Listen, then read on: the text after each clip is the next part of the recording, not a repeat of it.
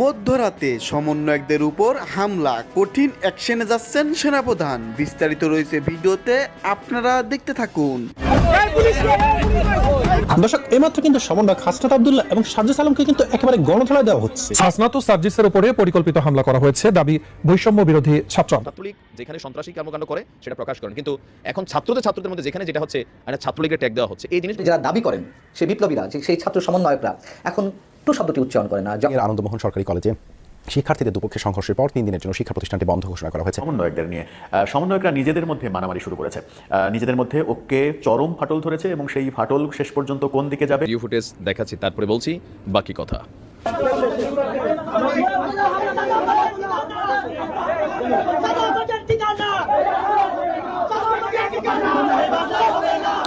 নিশ্চিত ইতিমধ্যে অনেকে দেখেও ফেলেছে বা বুঝেই গেছে। গতকালকে আমি নিউজটা দিয়েছিলাম যে সমন্বয়ক হান্নান মাসুদের উপর ছাত্রলীগের হামলা, অবরুদ্ধ করে কোনো রুমের মধ্যে তাকে মারধর করা হয়েছে। তো ওসি সাহেব বলছিলেন যে কোনো রকম অভিযোগ আসে নাই, মামলা হয় নাই। তখনই বলছিলাম যে ডালের মধ্যে কি কিছু কালা আছে, এখন তো দেখি পুরাটাই কালা। সমন্বয়ক রাফির গ্রুপের হাতে অপদস্থ হয়েছে সমন্বয়ক রাসেলের গ্রুপ, ইভেন মুখ্য সংগঠক হান্নান মাসুদ।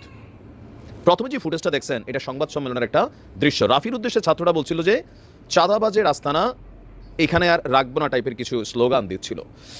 আমাদের গণমাধ্যমগুলোর মধ্যে একটা চরিত্র ইদানিং ঢুকে গেছে, যেটা আগেও ছিল জামাত ইস্যুতে। যাই হয়তো একটু দাঁড়িয়ার টুপি থাকলেই জামাত শিবির।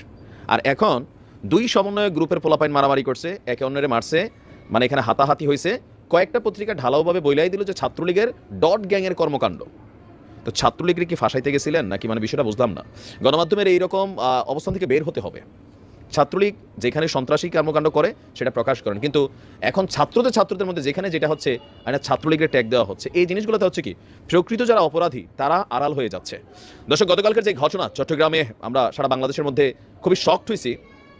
তালাত মাহমুদ রাফি আপনারা জানেন, আর আরেকজন হচ্ছে বৈষম্য বিরোধী ছাত্র আন্দোলনের কেন্দ্রীয় কমিটির নির্বাহী সদস্য মোহাম্মদ রাসেল আহমেদ। তাদের মধ্যে দুইটা গ্রুপিং আছে। ওই দুইটা গ্রুপিংয়ের মধ্যেই গতকালকে এই হাতাহাতি, অবরুদ্ধ করার ঘটনা এগুলা ঘটছে।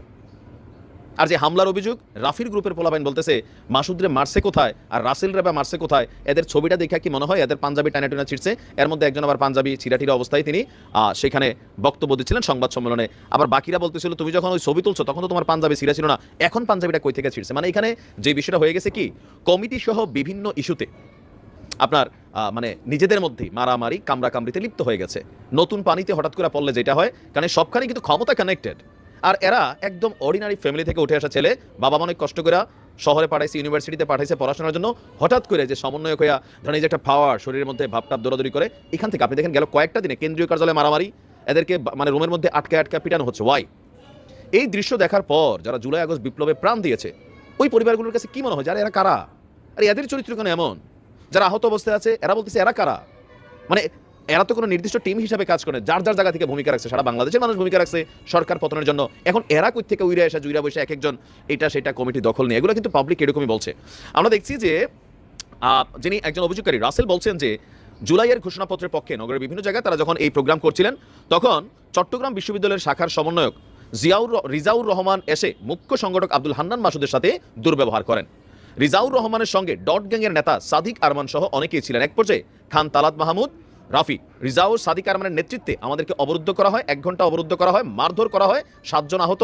আর এক পর্যায়ে বেসরকারি প্রতিষ্ঠানের অফিস কক্ষ ভাঙচুর করেছে তারা। এই ঘটনার বিচার চান। বিষয়টা বুঝতে পারছি। এখন রাসেলের যে বক্তব্য, রাফির আমাদের কাছে যতটা নর্মাল মনে হয়, তার যে এরকম সাঙ্গপাঙ্গ আছে রাসেলের বক্তব্য অনুযায়ী তারা তো সন্ত্রাসী কাজে হামলা চালাইছে। তাহলে ছাত্রলীগের সাথে কি আর পার্থক্য হচ্ছে? আস্তে আস্তে একীভূত হয়ে যাচ্ছে। মানে এই বিষয়গুলো আমাদের খুবই খারাপ লাগে দেখলে। বলা হচ্ছে যে সংবাদ সম্মেলনে বক্তব্য দিচ্ছে চট্টগ্রাম জেলার সমন্বয়ক তানভীর শরীফ। এই নামটার মধ্যে এখন মানুষের একটু একটু কেমন জানি ফিল সম্ভবত হচ্ছে, আমরা কমেন্ট দেখলে দেখি।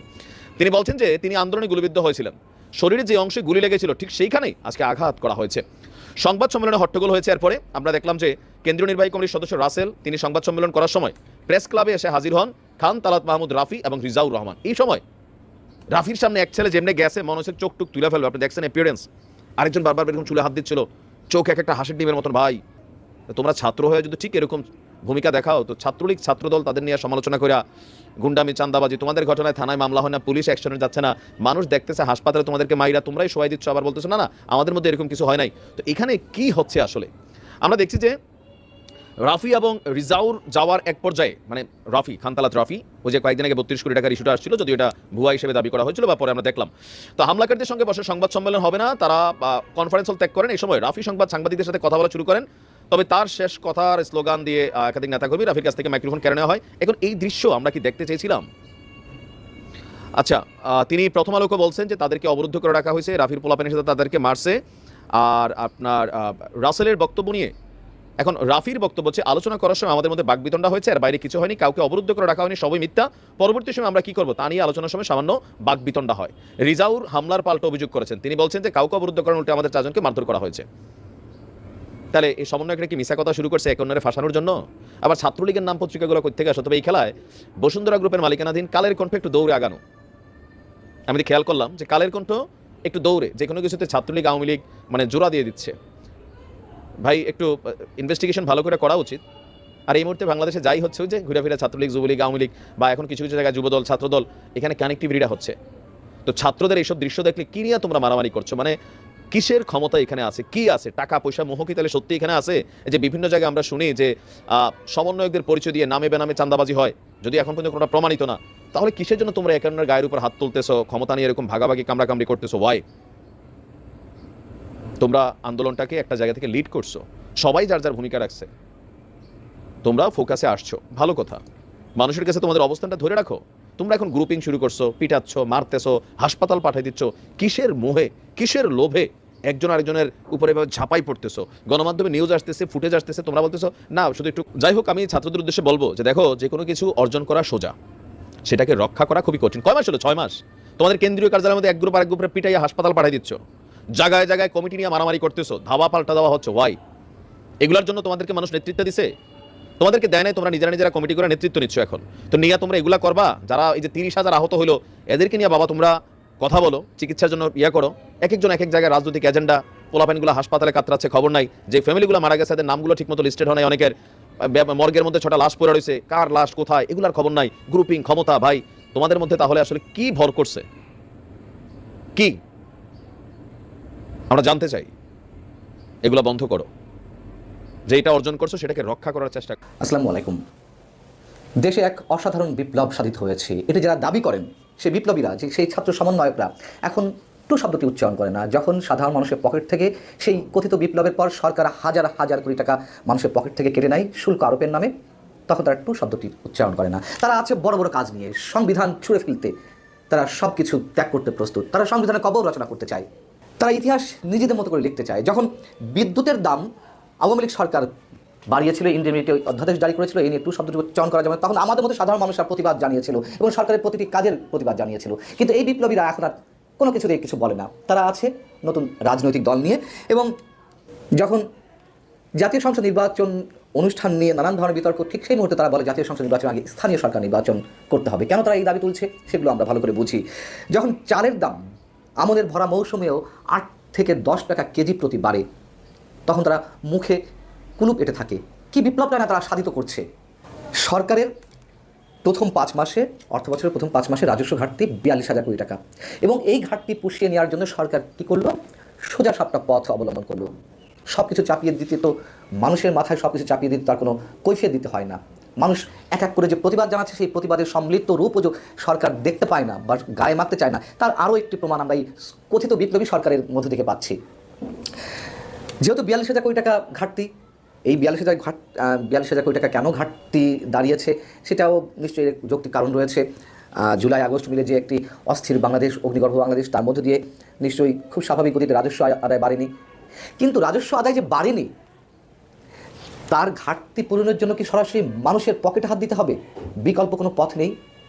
অর্থ উপদেষ্টা আগে এনবিআর বলেছিল যে যখন এই ভ্যাট আরোপ করা হয়, তখন এনবিআর থেকে বলা হয়েছিল যে মূল্যস্ফীতিতে চাপ পড়বে না।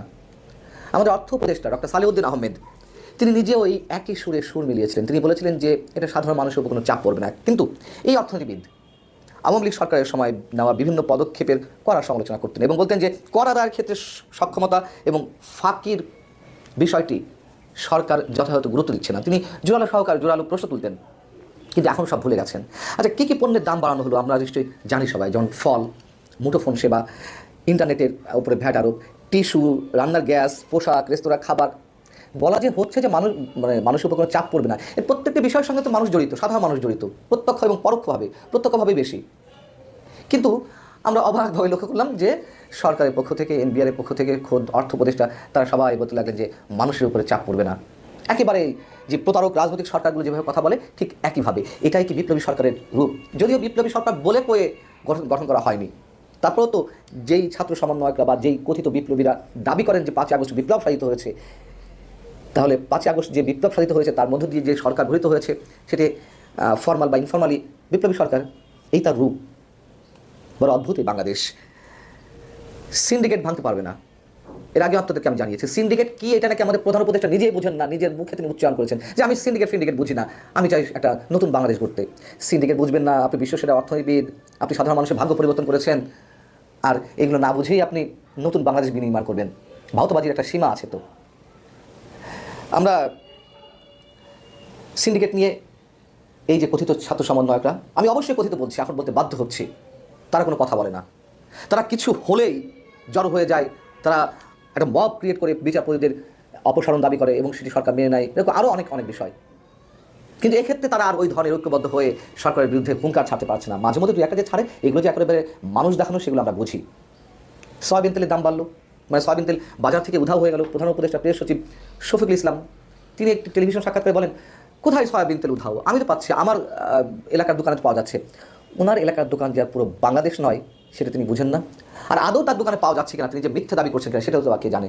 কি অদ্ভুতভাবে আমরা দেখলাম, যখন সয়াবিন তেলের দাম লিটার প্রতি 8 টাকা বাড়ানো হলো, আবার সয়াবিন তেলের সয়লাভ হয়ে গেল, বাংলাদেশ বাজার সয়লাভ হয়ে গেল। এই সিন্ডিকেটের বিরুদ্ধে, এই কালোবাজারিদের বিরুদ্ধে আমাদের বিপ্লবীরা কোনো কথা বলে না। বলছিলাম যে সোজা সাপটা পথে সরকার বাজেট ঘাটতি মেটানোর জন্য, IMF-এর চাপে বা বাজেট ঘাটতি মেটানোর জন্য এই পথটি অবলম্বন করলো। বিভিন্ন পণ্যের উপরে ট্যাক্স, মানে ভ্যাট বাড়িয়ে দিল 15% পর্যন্ত। অন্য কোনো পথ ছিল না, এটা তো আমার কথা নয়, অর্থনীতিবিদরা বলছেন যে বিকল্প পথ তো ছিল। বাজেটের বার্ষিক উন্নয়ন যে কর্মসূচি ADP, সেখান থেকে তো যে অপচয়মূলক বিভিন্ন ধরনের প্রকল্প আছে সেগুলো কাটছাট করা যেতে পারত, অথবা রাস্তাঘাট, ব্রিজ, কালভার্ট, যেগুলো বিভিন্ন প্রকল্প রয়েছে এই মুহূর্তে না হলেও হয়, সেগুলো বাদ দিতে পারতো। কেন সেগুলো বাদ দিচ্ছে না? কেন মানুষের উপর এইভাবে বোঝা চাপিয়ে দেওয়া হচ্ছে? ওই যে সহজ কথা বললাম, মানুষের প্রতিবাদগুলো তাদের গায়ে মাখে না, গায়ে মাখবে। যেমন গায়ে মাখতে বাধ্য হয়েছিল শেখ হাসিনা, এরকমটা হলে প্রতিটি সময় তো দেখি যায় সরকারগুলো গায়ে মাখতে বাধ্য হয়। এবং ব্যবসায়ীরা বলছেন যে গ্যাসের দাম বাড়ানোর চেষ্টা করা হচ্ছে, আবার নতুন করে বিদ্যুতের দাম বাড়াবেন, এটা যদিও আগেই ঘোষণা দিয়ে একটা ফাঁদে পড়ে গেছে সরকার নিজেই, নাহলে হয়তো বিদ্যুতের দাম বাড়াতো, গ্যাসের দাম বাড়ানোর চেষ্টা করবে। এবং গ্যাসের দাম বাড়লে সব ধরনের উৎপাদনমূলক যে পণ্যগুলো, তার ব্যয় বেড়ে যাবে, সেগুলো মানুষের কাছে গিয়ে পড়বে। ব্যবসায়ী বলছেন আমাদের রাস্তাঘাট, ব্রিজ, কালভার্ট এই মুহূর্তে প্রয়োজন নেই, আমাদেরকে বিদ্যুৎ দিন, আমাদেরকে গ্যাস দিন, আমরা উৎপাদিত পণ্য মাথায় নিয়ে মানুষের দোরগোড়ায় পৌঁছে দেবো। একেবারে অযৌক্তিক কিছু বলেননি। আগে তো উৎপাদন হতে হবে, তারপর তো মানুষের কাছে পণ্য সরবরাহ। উৎপাদনে যদি না থাকে তাহলে ব্রিজ, কালভার্ট, রাস্তাঘাট দিয়ে কী হবে? এই সেই গতানুগতিক চিন্তাভাবনা। কত সহজে মানুষের উপর চালানো নিষ্পেষণগুলো আরও বাড়িয়ে তোলা যায়, মানুষের অত্যাচার করা যায়, নির্যাতন করা যায়, মানুষের জীবনে কতটা নাভিশ্বাস ওঠানো যায় পরোক্ষভাবে, সেই বিষয়গুলোই সরকার হাতে নেয় এবং এই সরকারও তাই করছে। ভয়ঙ্কর অদ্ভুত এক সরকার বর্তমানে আমাদের সামনে